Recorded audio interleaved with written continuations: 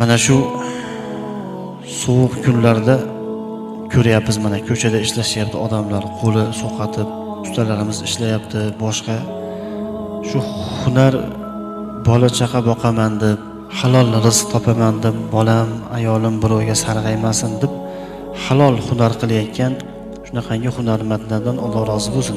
Ajr mukofotlarni Xudo va'da qilgan bu insonlar. Halol mehnat qilib ko'chada sovqatib, mana erkaklarimiz, oila boshliqlarimiz Xudo rozi bo'lsin hammadan.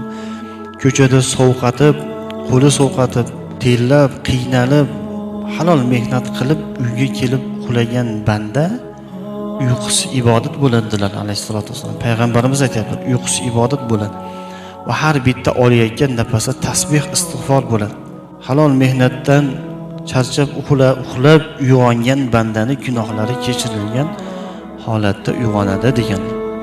Shuning uchun shu mana sovuq kunlarda ham ishlab yurishibdi ba'zi insonlar ko'chalarda. Xudo rozi bo'lsin hammalaridan. Mana shu hadisda aytilgan darajatlar iloyim nasib qilsin.